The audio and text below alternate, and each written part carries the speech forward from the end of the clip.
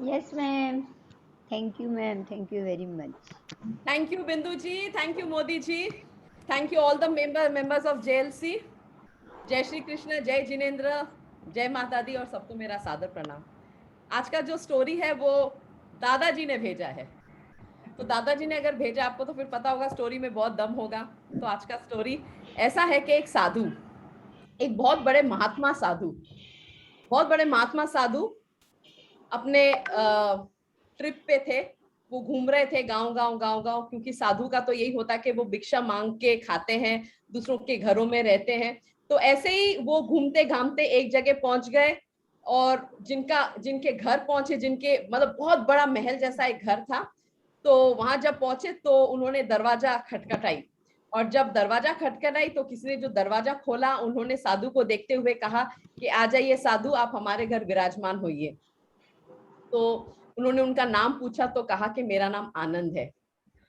तो साधु वहां पे उन्होंने बहुत खातिरदारी की, साधु की बहुत खातिरदारी की, और साधु जी बिल्कुल खुश हो गए। और साधु जी ने उनको यही कहा कि आप कितने अच्छे हो, आप इतने अच्छे घर है, सब कुछ है आपका, आपने मुझे बहुत खुश कर दिया। भगवान आपको दिन दुगनी रात चौगुनी मतलब बढ़ने की, सक्सेसफुल होने की ब्लेसिंग्स दी उन्होंने। तरक्की हाँ, तरक्की तरक्की, यस यस, तरक्की, हाँ हाँ, राइट राइट राइट राइट, दिन दुगनी रात चौगनी तरक्की करने की ब्लेसिंग्स दी।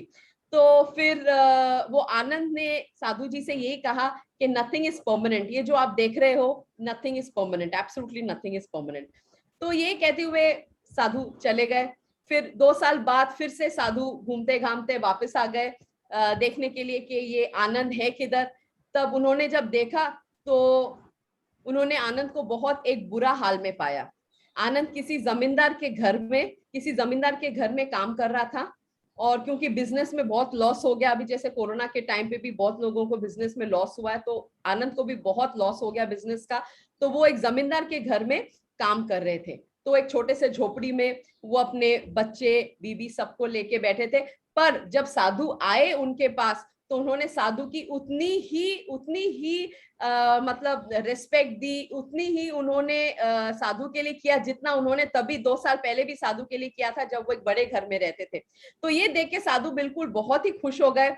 बहुत खुश होके साधु ने यही कहा कि आशा करता हूं कि तुम दिन दुगनी रात चौगुनी फिर से तुम तरक्की करो। पर यही सुनते हुए आनंद ने फिर से कहा कि दिस इज नॉट परमानेंट, ये जो है साधु जी ये परमानेंट बिल्कुल नहीं है। आज खुशी है तो कल गम है, आज अच्छे दिन है तो कल बुरे दिन है, तो कोई बात नहीं, जैसे भगवान रखेंगे मुझे मैं वैसे में बिल्कुल मैं ठीक हूँ। फिर आगे आगे जाते हुए फिर से साधु निकल गए। और फिर जब कई दिन बाद जब साधु फिर से आए तो उन्होंने देखा कि बहुत बड़ा महल है, और वो महल में आनंद का नाम लिखा हुआ है और सब कुछ। तो जब वो गए तो उन्होंने देखा कि फिर से महल में आनंद बहुत वो विराजमान है, बहुत राज कर रहे।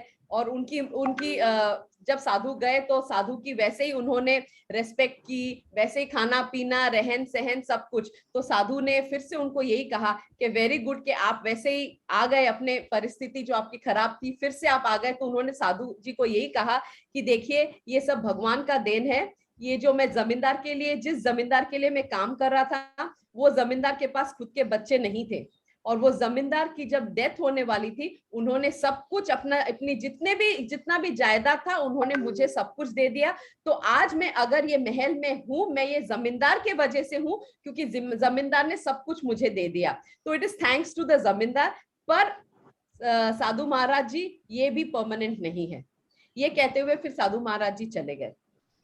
फिर कुछ दिन बाद साधु महाराज जी आए।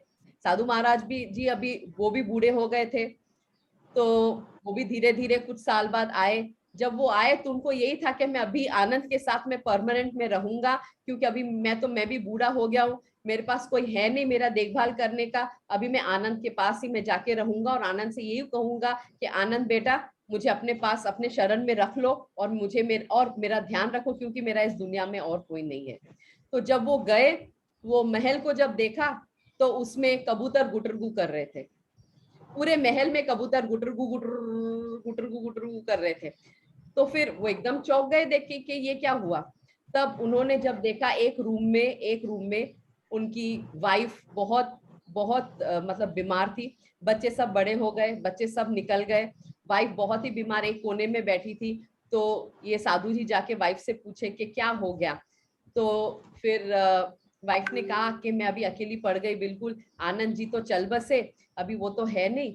तो फिर साधु जी ने यही कहा कि मैं आनंद जी के एटलीस्ट आपने कुछ तो स्मृति रखी हो कि आनंद जी की, मैं उधर जाके चरण स्पर्श करना चाहता हूँ उनका, और मैं थोड़े फूल चढ़ाना चाहता हूँ, क्योंकि मेरे से ज्यादा भगवान वो है। मैं तो साधु हूं, पर मैंने उतना सोचा नहीं जितना आनंद जी ने सोचा है कि nothing is permanent in life. ये तो हम सबको सोचना चाहिए कि आज जो है वो कल हमारे पास रहने वाला है नहीं। तो मेरे से ज्यादा साधु, तो मेरे से ज्यादा विज्ञान तो आनंद जी है। तो मुझे आनंद जी के पैर पे फूल चढ़ाने हैं और उनको नमन भी करना है। तो फिर उनकी जो वाइफ है उनको एक दूसरे रूम में ले गई। एक दूसरे रूम में एक फोटो था आनंद जी का, और वो फोटो पे भी लिखा था कि नथिंग इज परमानेंट, कि नथिंग इज, मतलब उसको गुजराती हिंदी में लिखा था, मैं तो आपको इंग्लिश में बता रही हूँ क्योंकि मुझे वो बोलना नहीं आ रहा है ठीक से हिंदी में। सो उन्होंने कहा, उन्होंने फिर से लिखा उन्होंने कि नथिंग इज परमानेंट। और ये देख के साधु जी और भी उन्होंने अंदरूनी जब देखा कि उन्होंने सोचा yes, Anand is a much more better person than me. आज मैं साधु बन के जो मैंने सोचा, मेरे से ज्यादा भी आनंद ने सोचा है। तो यही है कि आज का सीख यही है कि खूबी और खामी दोनों मनुष्य में होते हैं, पर जिसमें खूबी होती है वो तराशता है, और जिसमें खामी होती है वो तलाशता है। तो तराशना और तलाशना दोनों में यही फर्क है, और हम अगर खूब रहना चाहेंगे तो हम तराशते रहे। So this is about today story. Thank you very much दादाजी दादी जी, स्टोरी के लिए। बहुत बढ़िया स्टोरी था। और आज का जो हेल्थ टिप है, सॉरी मैं गूगल करना मैं भूल गई आज। कैम्फर, कैम्फर को क्या बोलते हैं हिंदी में? कैम्फर, एक मिनट, कैम्फर, कपूर, कपूर, कपूर, कपूर। कपूर, हाँ कपूर, कपूर, हाँ हाँ हाँ, कपूर, कपूर, यस। तो वो कैम्फर जो कपूर है, हमारे हर घर में कपूर तो होता ही है। तो कपूर इज वेरी गुड। ये जो बारिश के मौसम में हम चप्पल पहन के पानी वगैरह में हम चले जाते हैं, और ये पानी से आने के बाद हम पैर नहीं धोते हैं, और ये पैर नहीं धोने का कारण हमें वो फंगल ग्रोथ होता है हमारे नाखून के बीच में।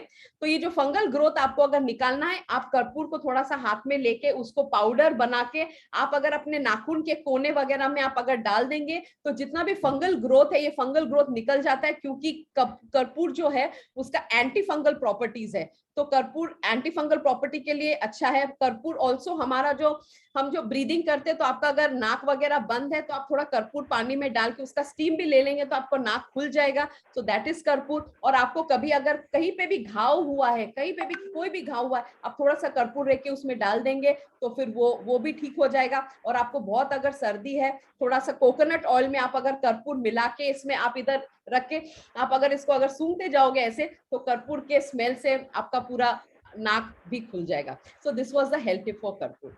Thank you very much Bindu ji, thank you very much Modi ji, मजा आ गया। सबका दिन मंगलवार का दिन मंगलमय हो। Thank you very much. This is doctor Sagarika Roy Bhatia, the author of the book just expression Thank you, signing ma'am. Of. Thank Thank you. you very much. Thank you very much.